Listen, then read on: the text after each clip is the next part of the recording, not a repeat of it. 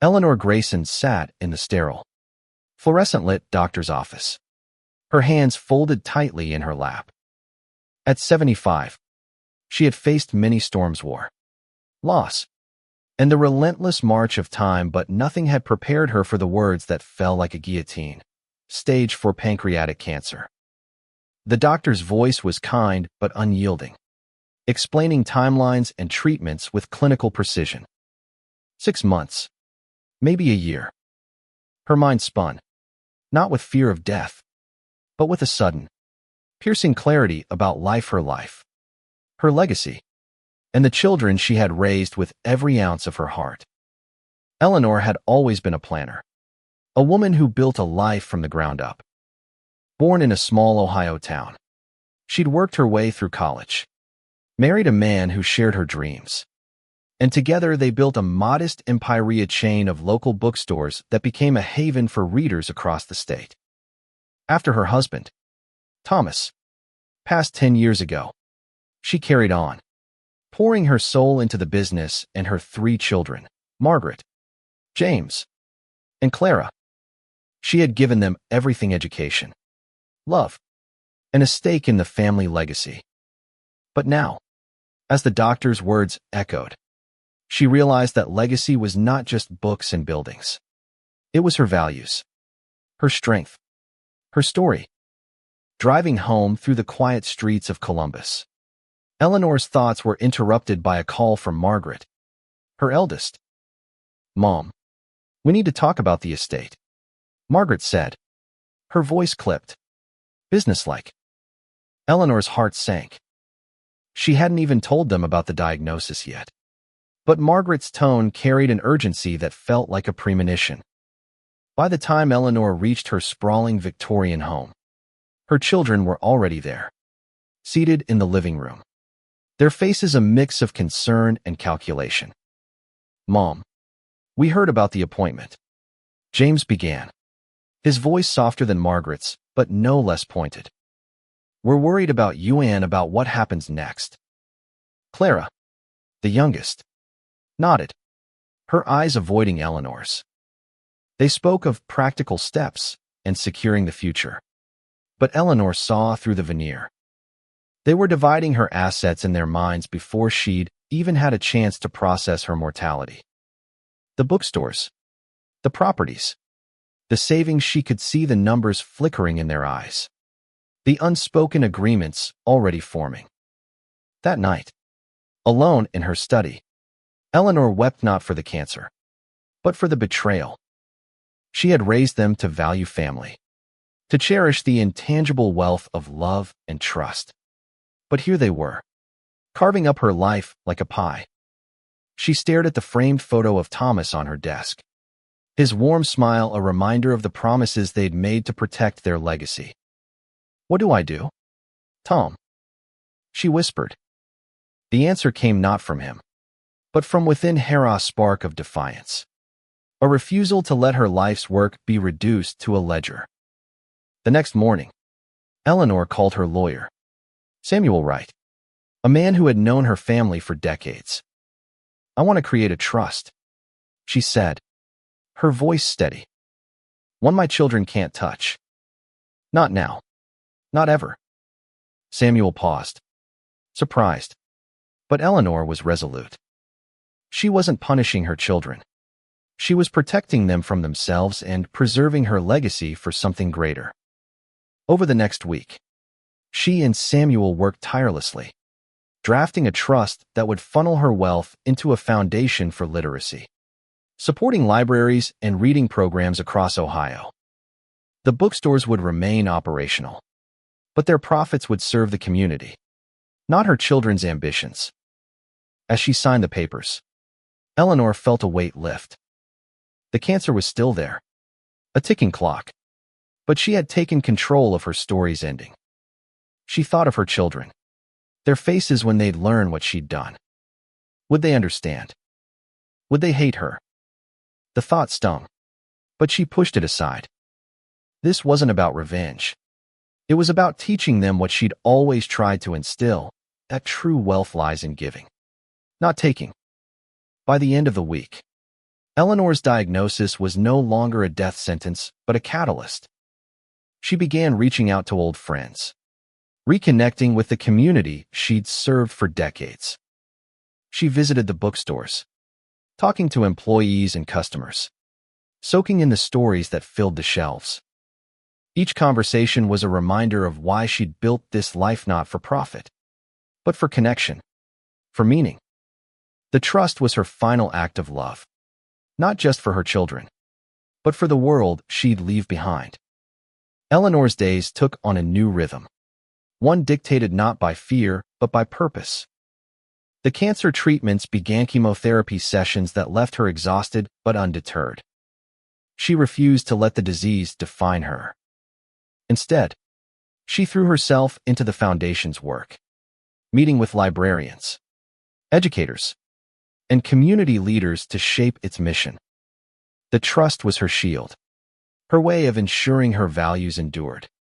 But it was also a beacon, drawing her toward a future she could still influence, even if her time was short.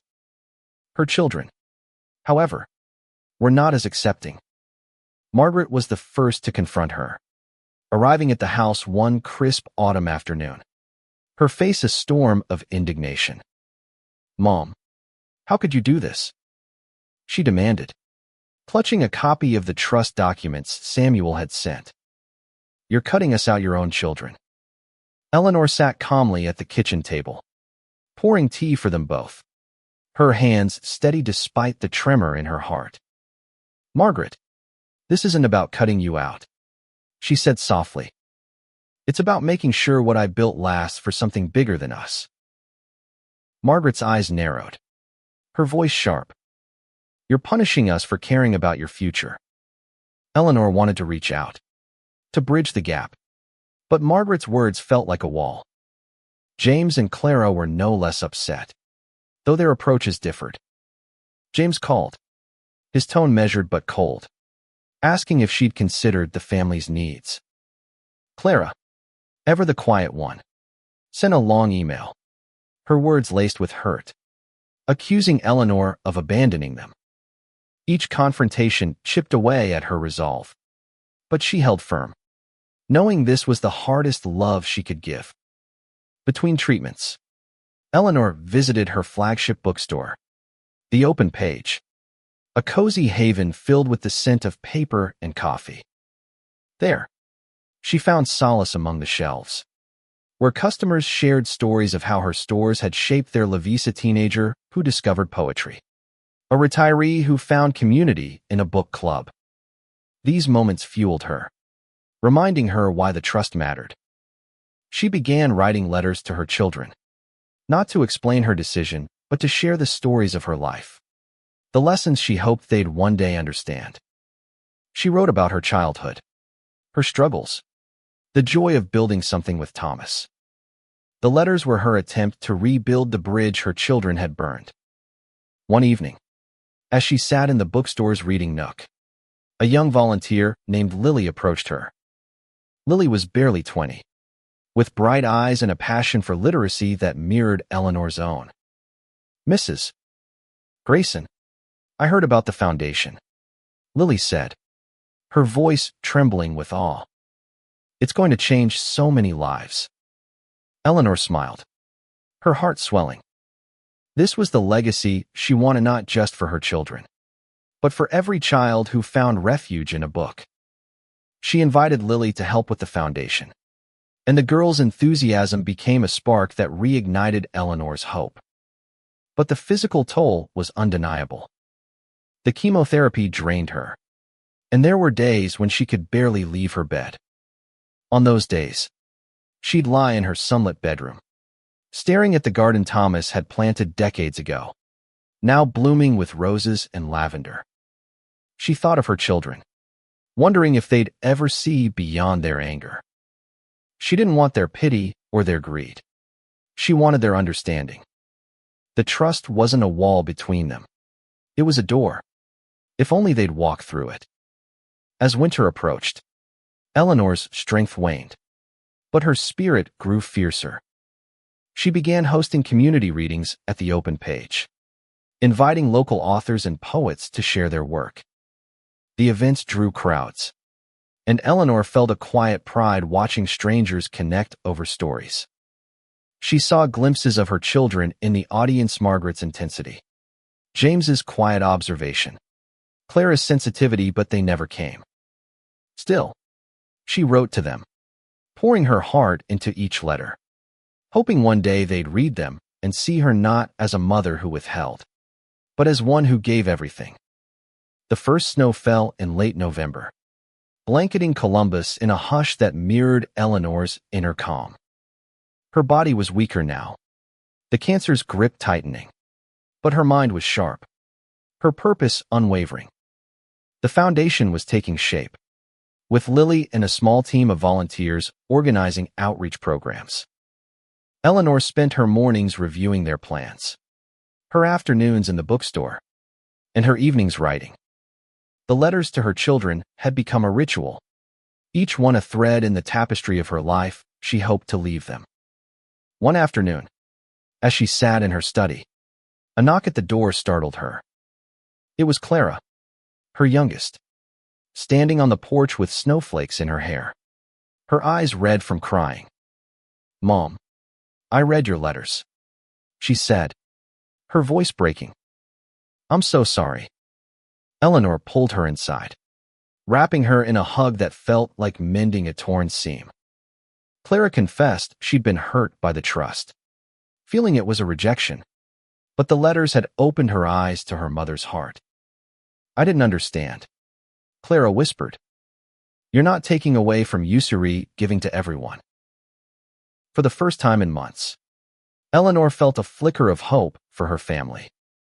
Clara stayed for hours, listening as Eleanor shared stories of her early days with Thomas, of the sacrifices they'd made to build the bookstores. Clara's tears gave way to laughter, and by the time she left, Eleanor felt a piece of her heart had been restored. But Margaret and James remained distant, their silence a heavy weight. She wrote to them anyway, her pen moving with a quiet urgency, as if each word could bridge the chasm. The Foundation's first major event was a literacy fair, planned for early December. Eleanor threw herself into the preparations, despite her declining health.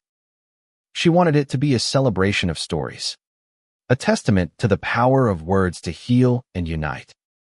Lily proved invaluable, her energy infectious as she coordinated with schools and libraries.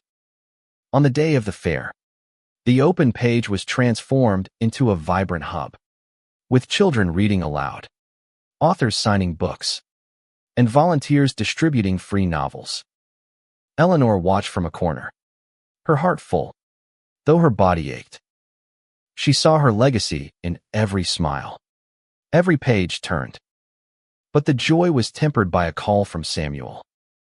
Margaret and James had hired a lawyer, challenging the trust's legality. They claimed Eleanor wasn't of sound mind when she created it, an accusation that cut deeper than any diagnosis. Samuel assured her the trust was ironclad, but the betrayal stung. Eleanor didn't want a legal battle. She wanted her children to understand. That night, she wrote them a letter unlike the others, not about her past, but about their future. "You are my greatest work," she wrote, "but I cannot let you destroy what I've built for others. This trust is my love for you. It's teaching you to value what lasts." The fair's success spread through the community, and Eleanor began receiving letters from strangers' parents, teachers, children thanking her for the foundation. Each one was a balm, soothing the pain of her children's rejection. She framed a few, hanging them in her study beside Thomas's photo, a reminder that her work mattered. Clara started visiting regularly, helping with the foundation and reading Eleanor's letters aloud when her mother's voice grew too weak. Their bond deepened, a fragile bridge rebuilt on honesty and time. As Christmas neared, Eleanor's health took a sharp decline. She was hospitalized briefly, her body no longer responding to treatment. Yet even in her hospital bed, she planned, dictating notes to Lily and Clara about the foundation's future. She refused to let the cancer win, not while her work was unfinished. The snow outside her window fell thicker, a quiet promise that life would go on, with or without her. Winter tightened its grip on Columbus, and Eleanor's world shrank to the confines of her home. The hospital visits had become more frequent, each one draining her further, but she refused to let her spirit dim. Clara's presence was a lifeline, her visits filled with stories and shared silences that spoke of forgiveness.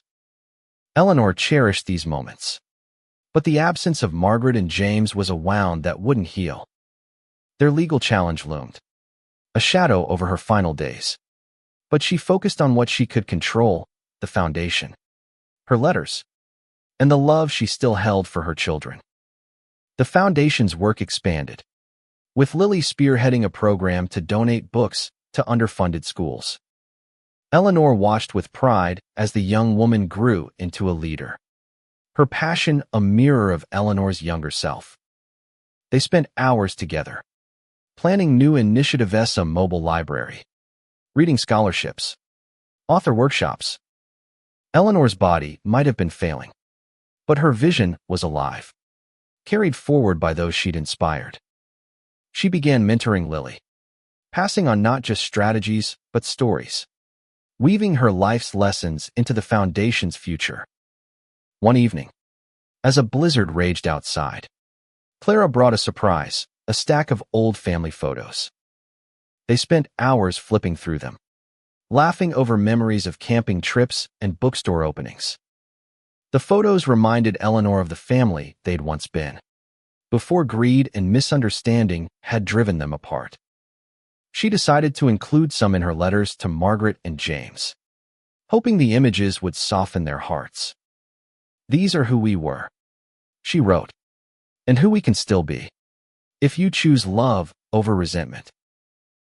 The legal battle escalated, with Margaret and James pushing harder to contest the trust. Samuel called with updates, his voice heavy with frustration. "They're claiming undue influence," he said, "but we've got evidence of your clarity when you signed."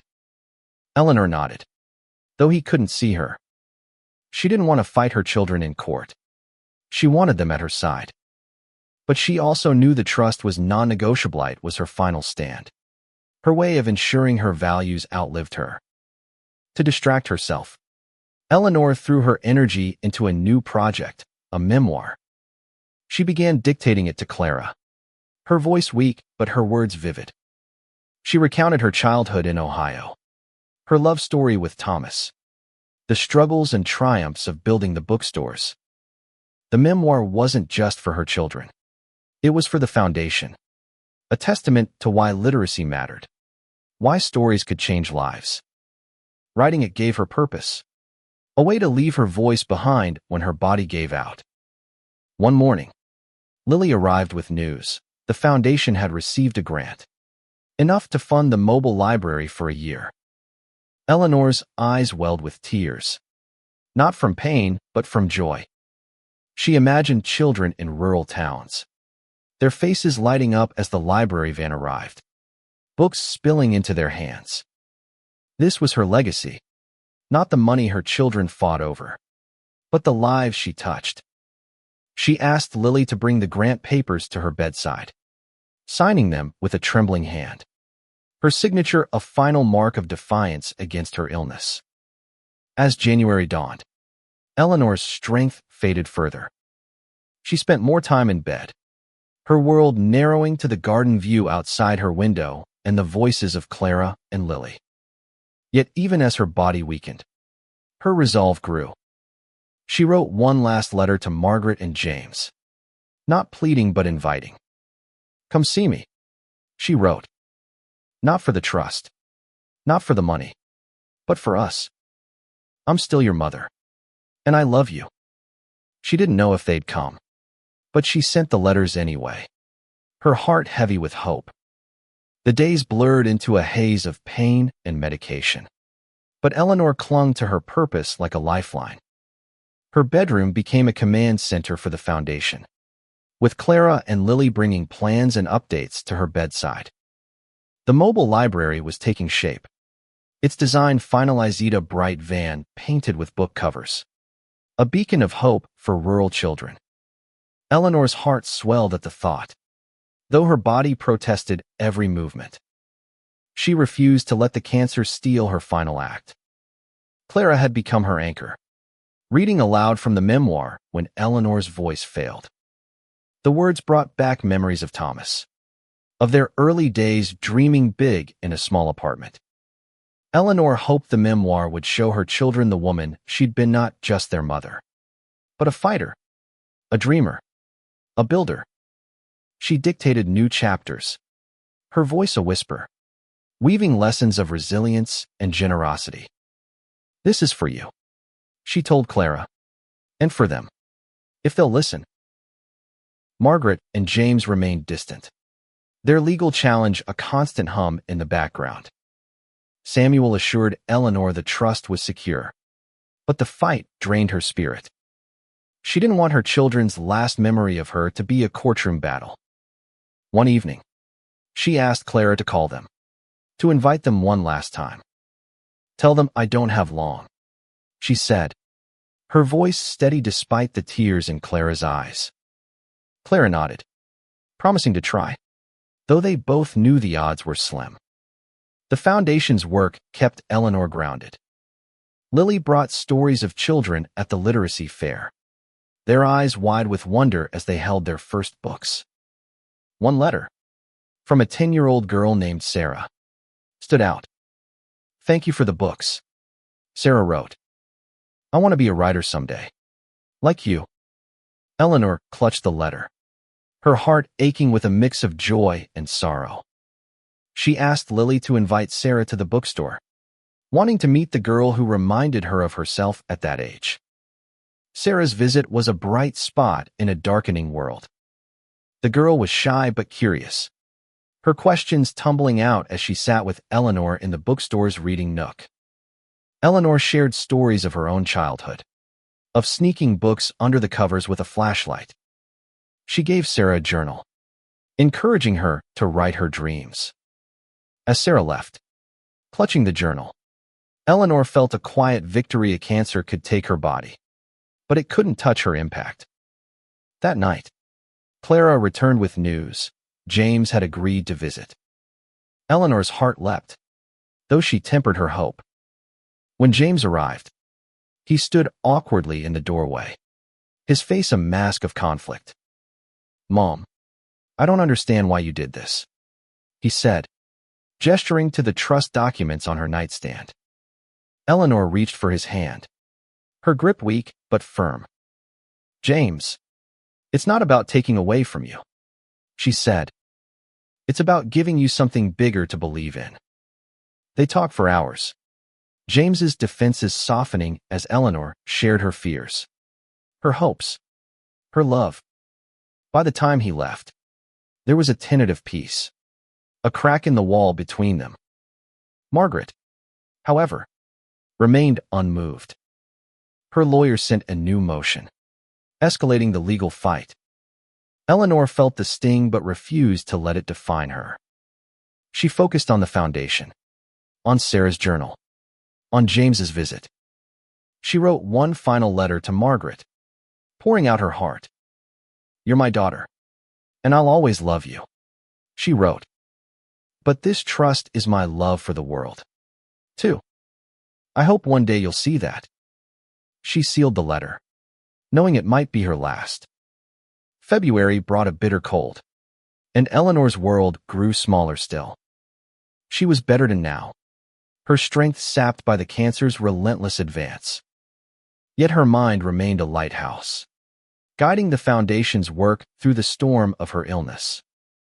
Clara and Lily were her hands and feet, carrying out her vision with a devotion that brought tears to her eyes. The mobile library was nearly ready, set to launch in spring, and Eleanor dreamed of its journeys, of books reaching children who'd never had such treasures. James's visit had sparked a fragile hope, and he returned several times, each conversation peeling back layers of misunderstanding. He began helping with the foundation, his business acumen a surprising asset. Eleanor saw glimpses of the boy he'd been curious, kind, eager to please. "I'm sorry, Mom," he said one evening, his voice thick with emotion. "I didn't see what you were trying to do."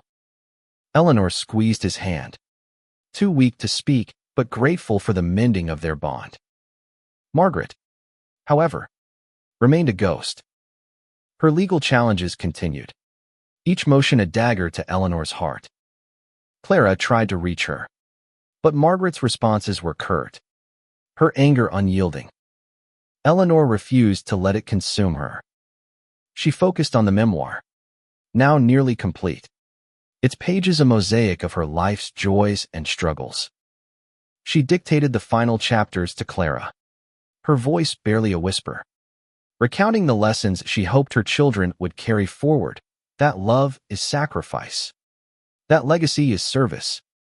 The Foundation's work gained momentum, with local news covering the mobile library's upcoming launch. Letters poured in, from teachers thanking Eleanor for books, from parents grateful for reading programs. Each one was a reminder that her trust had been the right choice, a shield for her values against her children's greed. She framed a few, hanging them beside Sarah's letter, a gallery of impact that warmed her fading days. One afternoon, Lily brought a surprise, a prototype of the mobile library van, parked outside Eleanor's window. It was smaller than she'd imagined, but its bright colors and book-themed decals were perfect. Eleanor insisted on being wheeled outside, bundled in blankets, to see it up close. The cold bit at her, but the sight of the van her vision made real filled her with warmth. She ran her fingers over the painted titles, tears streaming down her face. "This is it," she whispered. "This is what matters."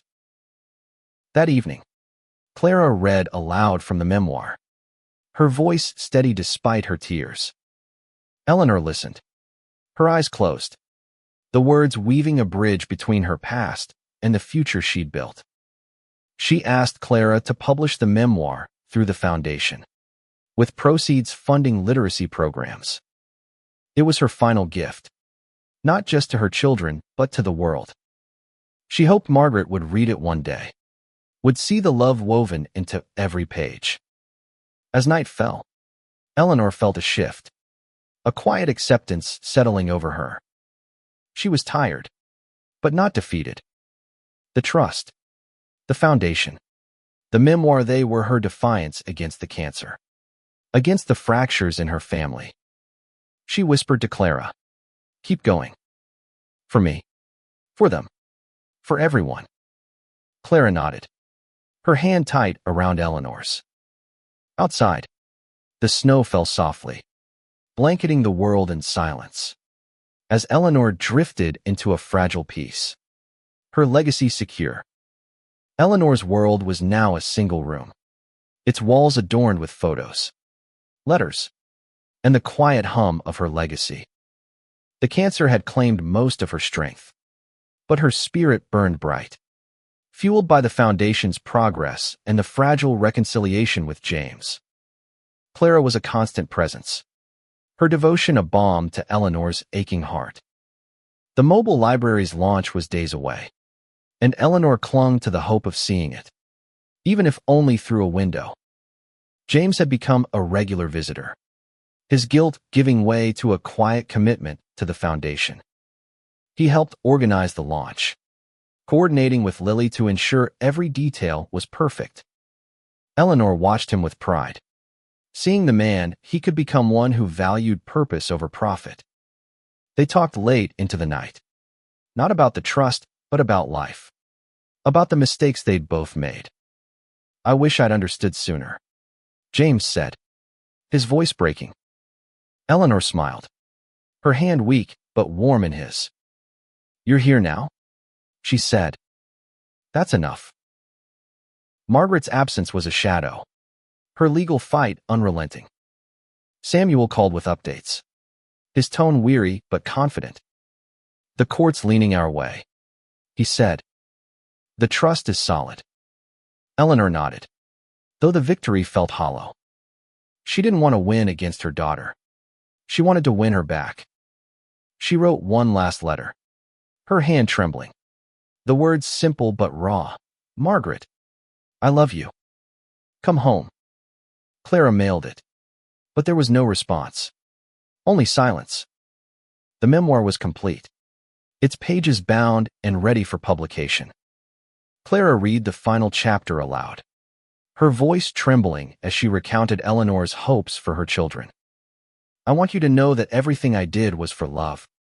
The passage read, "Not just for you, but for the world you'll inherit. Carry it forward." Eleanor listened, tears slipping down her cheeks. She asked Clara to dedicate the memoir to her children, a final plea for their understanding. The mobile library's launch day arrived, a crisp March morning. Eleanor was too weak to attend, but Lily and James brought a live stream to her bedside. She watched, propped up on pillows, as children swarmed the van, their laughter echoing through the screen. Lily's speech, heartfelt and fierce, spoke of Eleanor's vision, her courage. "This is her gift to us all," Lily said, and the crowd applauded, unaware that Eleanor was watching, her heart full to bursting. That evening, Clara and James sat with her, sharing stories of the launch. Eleanor felt the weight of her life settling, each moment a thread in the tapestry she'd woven. She spoke softly, her words a whisper. "I'm proud of you both," she said. "Keep the foundation going. Keep the stories alive." They nodded, their eyes wet, and Eleanor felt a peace she hadn't known since her diagnosis. As night fell, Eleanor's breathing grew shallow. She looked at the garden outside, the roses dormant but promising spring. She thought of Margaret, hoping her daughter would find her way.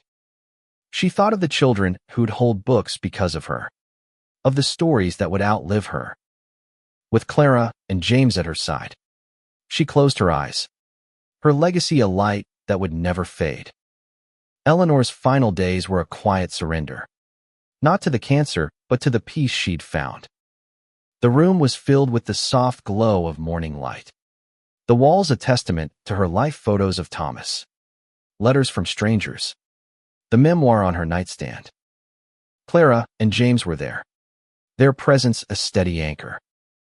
The mobile library was on the road, its first journey a success, and Eleanor felt its wheels turning in her heart, carrying her vision forward. She no longer had the strength to speak, but her eyes spoke volumes, bright with love and resolve. Clara read to her from the memoir, her voice a lifeline, while James held her hand, his regret transformed into quiet devotion. The foundation was thriving, with Lily at the helm, and Eleanor knew her work would endure. The trust, once a point of contention, was now a bridge to a future she'd shaped with her own hands. On the third day of March, a letter arrived from Margaret. Clara opened it, her hands trembling, and read aloud. "Mom, I was wrong," Margaret wrote. "I read your memoir, your letters. I see it now what you were trying to do. I'm coming home." Tears streamed down Clara's face as she finished, and Eleanor's lips curved into a faint smile, her heart lifting. She didn't have the strength to wait for Margaret's arrival, but the letter was enough a crack in the wall, a promise of healing. That afternoon, as the sun cast golden rays across the garden, Eleanor's breathing slowed. Clara and James sat close, their voices soft as they shared memories. Lily stopped by, bringing a drawing from Sarah, the young girl who dreamed of writing. It was a picture of a book with wings, soaring over a field of roses. Eleanor's eyes lingered on it, a final image of her legacy taking flight. She slipped away quietly, surrounded by love, her heart at peace. The cancer had taken her body, But not her spirit. Not her story. The foundation carried on. Its programs growing, touching lives across Ohio and beyond. The memoir was published, its words inspiring readers to value stories, to give without expecting return. Clara and James worked together, honoring their mother's vision, their bond strengthened by her lessons. Margaret arrived the next day, her face etched with grief and regret. She read the memoir cover to cover, weeping over the pages, and joined the foundation, dedicating herself to its mission. The trust, once a source of division, became a symbol of unity, a reminder of Eleanor's love not just for her children, but for the world. The bookstores thrived, the mobile library roamed, and Sarah, the young writer, published her first story years later, dedicating it to the woman who'd given her a journal and a dream. Eleanor's legacy was not in the assets her children had sought, but in the lives she'd touched, the stories she'd nurtured. The trust she built was untouchable, not because of legal clauses, but because it was woven into the fabric of countless hearts. As spring bloomed, the roses in her garden opened, a quiet tribute to a woman who had faced her end with courage and built a beginning that would never fade.